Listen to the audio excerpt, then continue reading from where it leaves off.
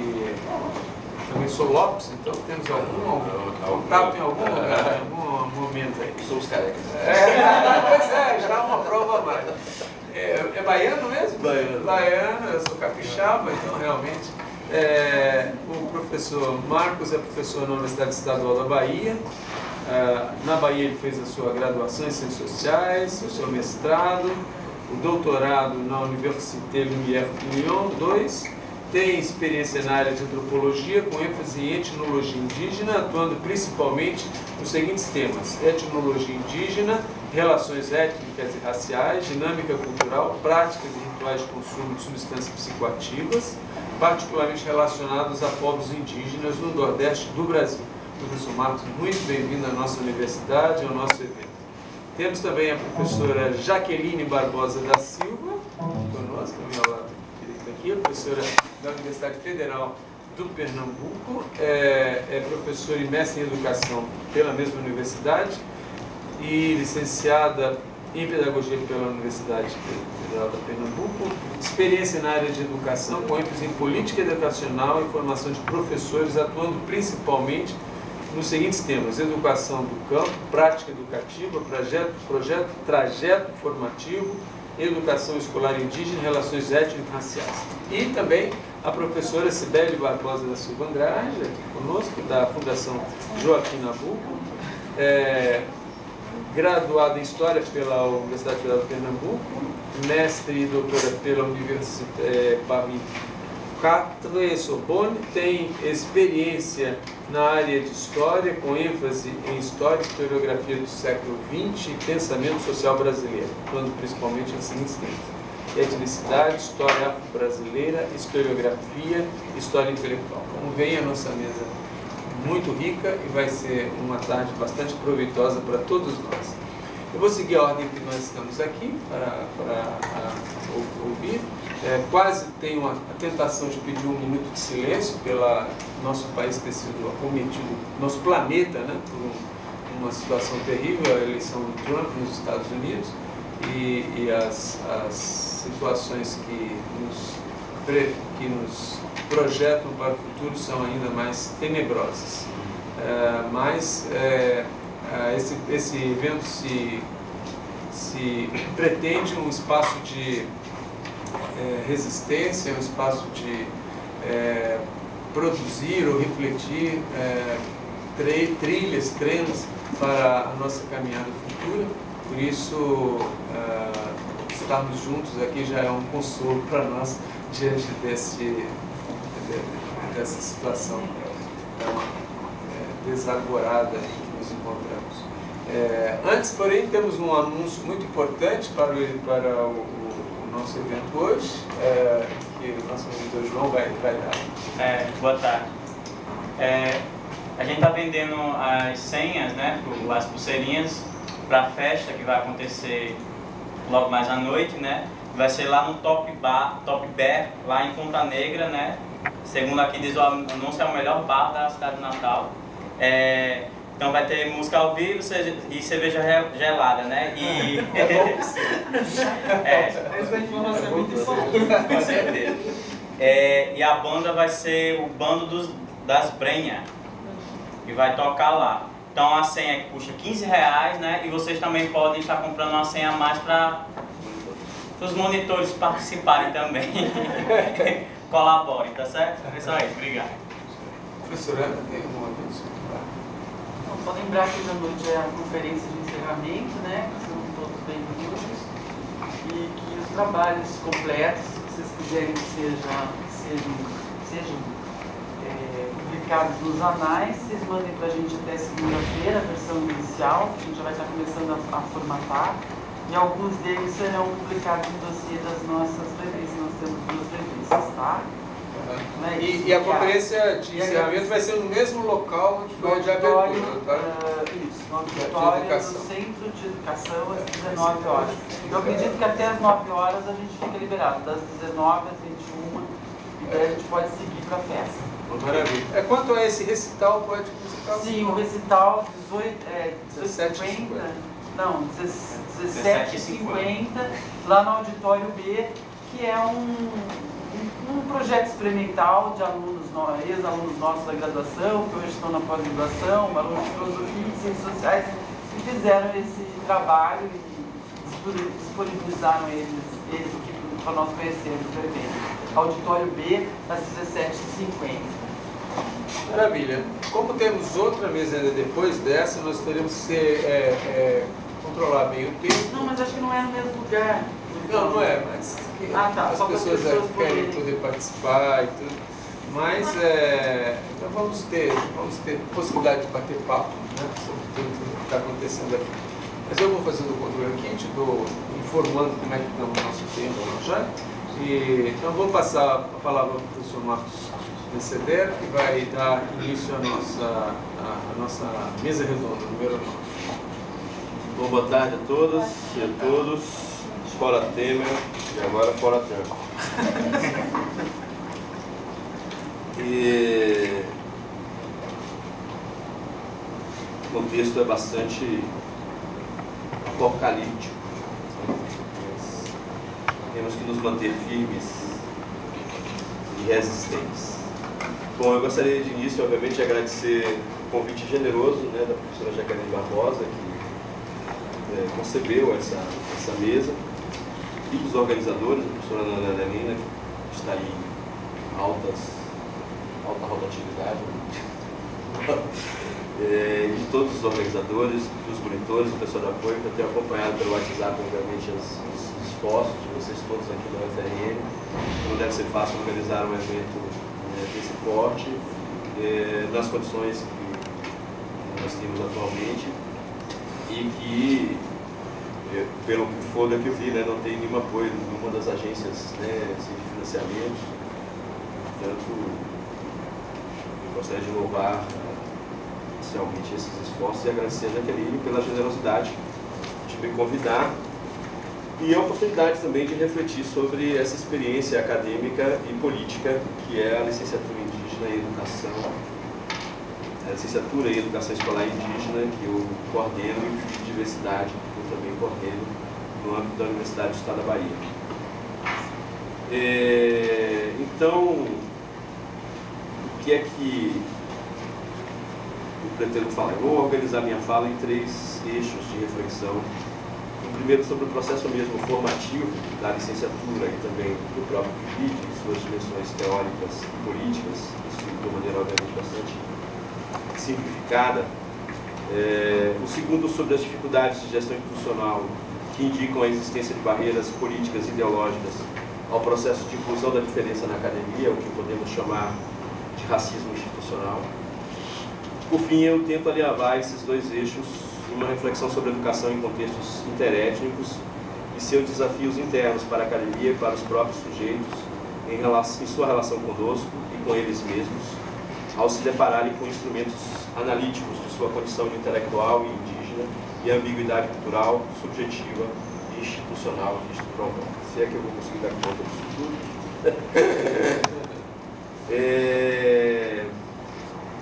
Falar um pouco de onde eu falo. Eu me inscrevo numa linhagem de pesquisadores que foi inaugurada por uma pessoa que eu gosto sempre, nessas ocasiões, de registrar a sua importância, inclusive porque hoje ele vive uma condição de saúde bastante precária. É o professor Pedro Agostinho da Silva, filho do grande educador português, combateu durante anos o salazarismo, esteve exilado no Brasil e foi um pioneiro nos estudos sobre povos indígenas do Nordeste. Eu diria que, de qualquer sorte, todas as coisas que nós vamos discutir, elas têm alguma relação com a atuação do professor Pedro Agostinho e com a inauguração do Programa de Pesquisa sobre Povos Indígenas do Nordeste, PNEB, ao qual eu pertenço ainda hoje, agora fazendo parte de outra universidade. E é importante dizer que nesse programa sempre se aliou formação teórica, acadêmica e política.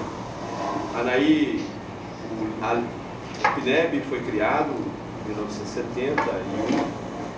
2 anos depois foi criada a Associação Nacional de Ação Indigenista, que se chamava Associação Nacional de Apoio ao Índio, Anaí, Bahia, que tem uma importante história de atuação política junto aos povos indígenas. Então, o processo de organização política dos povos indígenas do Nordeste tem efetivamente também um tributo a prestar ao professor Pedro Agostinho, porque antes dele, os índios do Nordeste eram invisíveis academicamente, do ponto de vista dos estudos, e eu sou...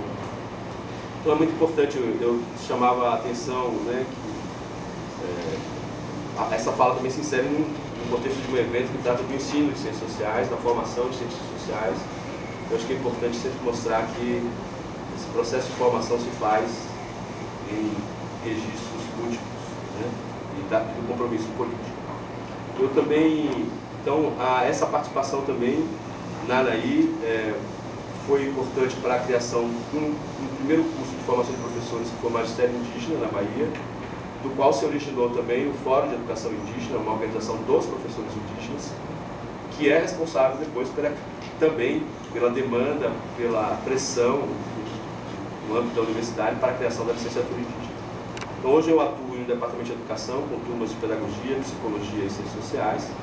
Atuo também na pós-graduação em Educação, orientando pesquisa de mestrado e doutorado sob a égide geral da temática Educação e Diversidade Sociocultural, com ênfase em educação em comunidades indígenas e quilombolas. Então eu vou começar falando um pouco da LICEI, vou traçar um quadro sintético do percurso, da estrutura desse curso, da sua situação atual, das dificuldades que nós enfrentamos e a relação que ele estabelece com o PICUT. A LICEI, então, foi fruto, como eu disse, de uma demanda. Havia várias demandas, quando eu voltei do doutorado, haviam várias demandas, né, nos anos 2000, né, pós-LDB, havia uma pressão por formação de professores, né, professores de serviços. A minha universidade criou um programa de convênios com prefeituras municipais, chamado UNEP 2000 e UNEP 2000, para a formação de professores em serviço, para atender às exigências da LDB. E, inicialmente, os povos indígenas, o Fórum de Educação Indígena solicitou que a universidade oferecesse um curso específico nessa rede para a formação de professores indígenas. Isso acabou não acontecendo, inclusive porque o formato dessa rede era de convênios com as prefeituras, e as prefeituras estavam com recursos que vinham do Ministério da Educação, então esse Ministério da Educação não tinha nada, né, em termos de recursos específicos para a formação de professores indígenas. Ele está aqui, né, sabe, cresceram no Acre, no Mato Grosso. A Unemat é uma das pioneiras, mas a Universidade Estadual do Mato Grosso. Mas só em 2008, 2006, na verdade, 2007 é criado o PROLID, né? 2005, né? 2004 é a Secati e 2005 o PROLID. Em 2007 são aprovados, em 2006, os primeiros projetos, né? E a UNEB se submete então há um fórum de educação indígena em Porto Seguro, os índios comparecem, convidam o reitor da UNEB e pressionam para que a UNEB assumisse a questão. O senhor estava acabando de voltar, estava ocupando inclusive um cargo na universidade, e acabei me envolvendo depois, acabei como coordenador geral por conta da minha formação, do meu currículo. E esse curso, basicamente, ele tem, vou descrever rapidamente, o mais importante é que todo o processo de construção do curso, o próprio PROLID prevê, na verdade, uma verba inicial para consulta às sociedades indígenas, para a construção do próprio projeto, para definir a matriz curricular, quais são as demandas educacionais das comunidades. Isso já é um princípio também da educação escolar indígena, de que, obviamente, a formação tem relação com os projetos comunitários. Então, o projeto foi construído, só que o pessoal que assumiu inicialmente, não vou entrar aqui em detalhes, né, filigranas institucionais, eu sei que não era um pessoal necessariamente que tinha história de relação de trabalho indigenista, e acabou abandonando a elaboração do projeto já no final, e foi assumido por um conjunto de professores, junto com índios que estavam, inclusive, ocupando cargos no Estado, na coordenação de educação indígena do Estado e na coordenação de política indígena da Secretaria de Justiça do Estado da Bahia. Figura de dois índios formados, por coincidência, na primeira turma da UNEMAT para a licenciatura intercultural, que é Gerry Matalauê Pataxó e Rosilene Tuxá, que passou muitos anos na coordenação, hoje é professora da Universidade Federal do Amapá. Porque a Cagaragá, ela foi mestranda do programa que eu trabalho lá na UNEB, nessa educação. Bom, esse projeto, portanto, foi fruto realmente de uma discussão coletiva, acabou ocorrendo. O próprio processo, eu vou descrever muito rapidamente, o processo de construção, inclusive, o processo da seleção, né? A gente ficou muito tempo sem receber os recursos. Então, o processo seletivo foi discutido, claro, então participaram da elaboração das provas, mas discutimos como seriam distribuídas as vagas, eram 108 vagas, como faríamos a seleção dos professores, os critérios utilizados, em termos de número de alunos por povo, por etnia. E elaboramos nós mesmos as provas, né, de admissão, corrigimos nós mesmos as provas, as redações, junto com a equipe. E tivemos um ingresso, e muito interessante porque já havia, na inscrição para esse primeiro processo seletivo, já ficava uma demanda reprimida de formação de professores, porque tínhamos 108 vagas e tínhamos mais de 600 inscritos. Então deixamos de fora mais de 500 pessoas que não puderam ingressar.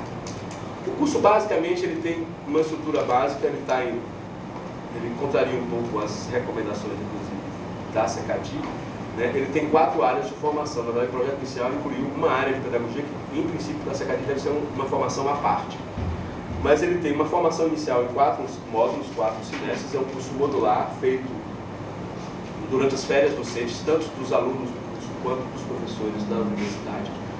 E tem uma formação inicial, portanto, comum a todos, e a partir do quinto semestre eles começam a fazer atividades, eles se dirigem, né, para as áreas específicas, são elas: ciências exatas da natureza, linguagens e artes, pedagogia e ciências humanas.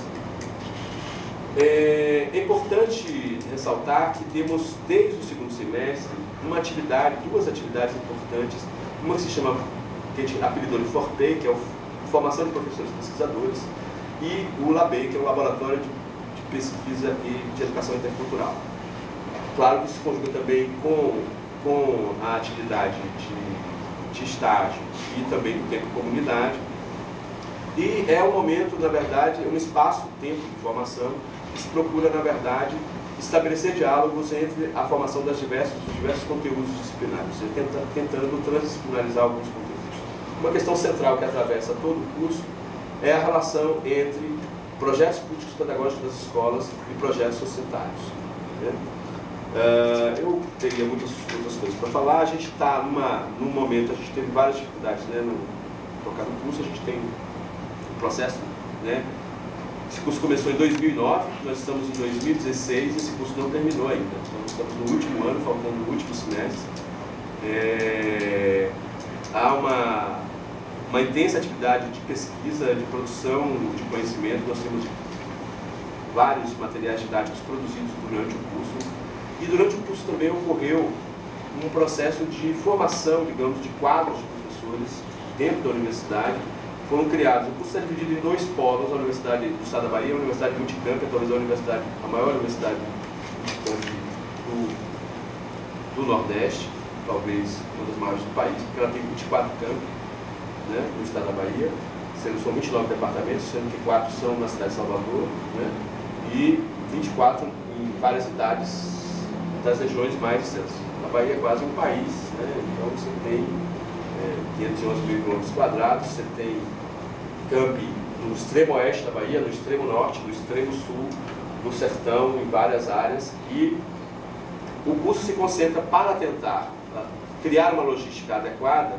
Ele, no primeiro momento, ele funcionou como com 2 polos: o polo de uma cidade de Paulo Afonso, que é o norte da Bahia, e de Teixeira de Freitas, que é o extremo sul. Quem pegaria os polos do sul, quem são? Os Tupinambá, que estão ali entre Ilhéus e também Guararema, os Pataxó-Ranhães, que estão em 3 municípios, Camaquã, Pau-Brasil, Itajuba e Colônia, e os Pataxó meridionais do sul da Bahia, que estão distribuídos pelos municípios de Porto Seguro, Santa Cruz Cabrália, Itamaraju, Prado, e é uma das maiores etnias, né, com cerca de 30 mil pessoas. Então, assim, e a gente tem o polo do norte, que congrega as etnias do norte e do oeste da Bahia, né? Então, só para chamar a atenção, então, foi muito importante a presença dos povos indígenas, né, no âmbito da universidade, embora mesmo ocorrendo essa presença em períodos de férias docentes e letivas, né, mas gradativamente eles começaram a se apropriar desse espaço. E, por exemplo, o centro de pesquisa que havia sobre etnicidades e populações tradicionais lá em Paulo Afonso se transformou basicamente no centro de pesquisa sobre educação escolar indígena, né? Tá, claro, tem alguns trabalhos sobre quilombos, alguns trabalhos sobre comunidades religiosas, negras, né, tradição afro, e se fortaleceu também um núcleo de pesquisas indígenas no departamento de Teixeira de Freitas. Então, só para a gente mostrar que houve, na verdade, um fortalecimento institucional a partir da própria experiência formativa do curso, né? Eu não poderia entrar em grandes detalhes sobre essa experiência formativa, mas uma das coisas importantes é que ela gerou várias pesquisas, né? Entre elas, ela gerou as próprias demandas que criaram o projeto do PIB de diversidade, que a gente submeteu em 2013. Segunda edição. Segunda edição de 2013. Então nós temos 7 subprojetos. Um subprojeto interdisciplinar que eu vou falar aí, que é muito importante, que trata de gestão e agroecologia, gestão territorial e agroecologia, que reúne as áreas de ciências exatas e naturais e de ciências humanas, coordenado pelo professor Guga, que é o coordenador da área de ciências humanas do José Augusto Laranjeira Sampaio, e pela professora Sandra Simone, que é uma nutricionista e coordena a área de ciências naturais exatas. Temos também um projeto na área de ergonomias cognitivas para o ensino de física e matemática nas aldeias, coordenado por um professor de matemática, licenciado, e é meu orientando desse projeto, que já criou vários laboratórios nas aldeias para ensino de física, resultou um projeto de doutorado que eu estou orientando na pós-graduação. O primeiro projeto de doutorado sobre ensino de física em comunidades indígenas, orientado por um antropólogo, feito por um físico e realizado num programa em educação. Temos também um projeto na área de pedagogia, né, de formação e de reflexão sobre projetos políticos pedagógicos e também com foco, obviamente, na estruturação da educação infantil nas aldeias, no processo de alfabetização e um projeto ligado efetivamente à área de letras e linguagens do Sul, com a produção de materialidade. Um projeto muito interessante também que chama História das Aldeias, no sul da Bahia, coordenado pelo professor Francisco Cancela, que é um historiador que trabalha com a historiografia dos povos do sul da Bahia. E um projeto também na área de linguagem no norte, que trabalha com a produção de materialidade para o ensino de linguagem. Bom, então vou ter que correr porque eu sei que meu tempo hoje eu gostaria de fazer alguns comentários. Eu gostaria de chamar a atenção para esses projetos. Então isso mostra que na verdade há uma sinergia muito forte entre o PIBID, entre a LICEI, e o PIBID surge efetivamente a partir do diálogo, das demandas, dos problemas, digamos, de formação produzidos por... Além disso, os próprios TCCs da LICEI, alguns deles refletem parte dessa experiência em termos de reflexão sobre as práticas pedagógicas. Tem vários TCCs que estão para reflexão ligados à temática do próprio PIBID, ou seja, a ação do PIBID no processo de mudanças, né, de práticas pedagógicas nas escolas, em várias áreas de conhecimento. Alguns projetos de CCC incidem exatamente sobre os projetos políticos pedagógicos das escolas indígenas, né? E eu gostaria uma reflexão que me parece muito importante, por exemplo, é que alguns desses projetos e a própria LICEI, elas acabam, e é isso que eu vou falar também no final, esse processo de formação não é um processo de formação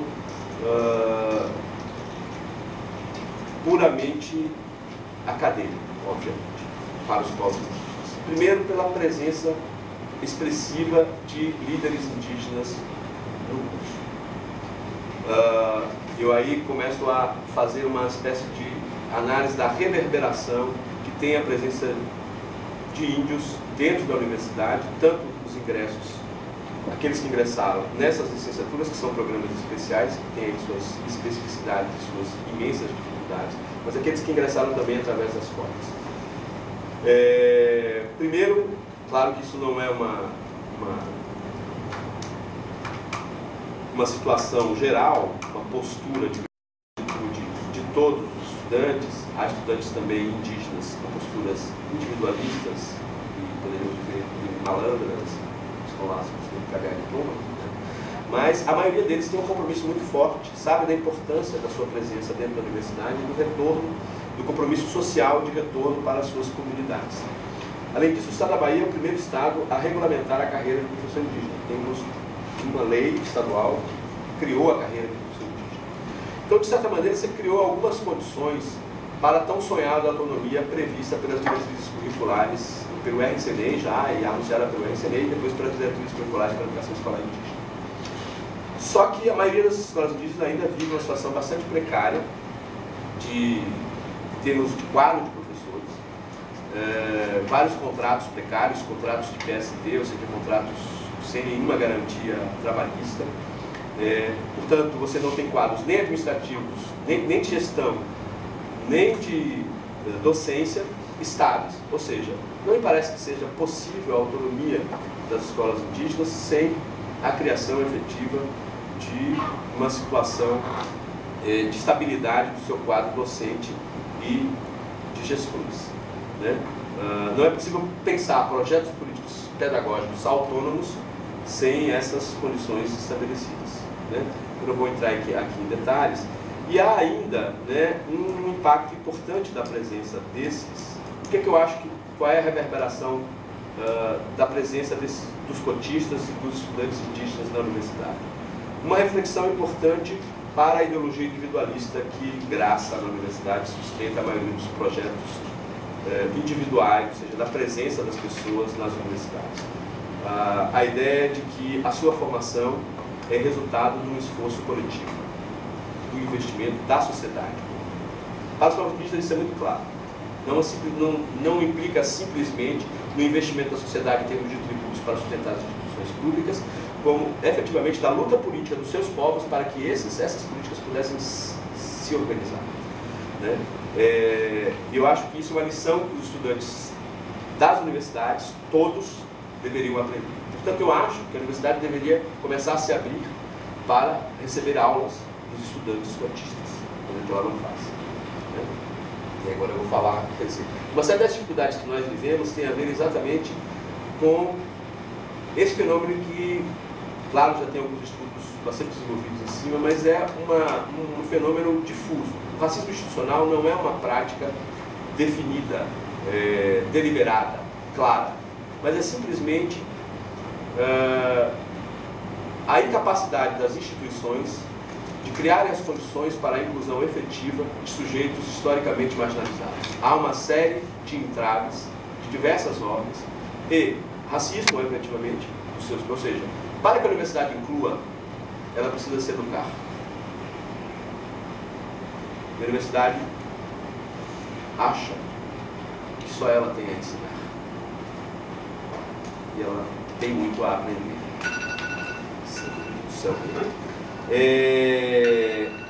Então, além disso, tem uma outra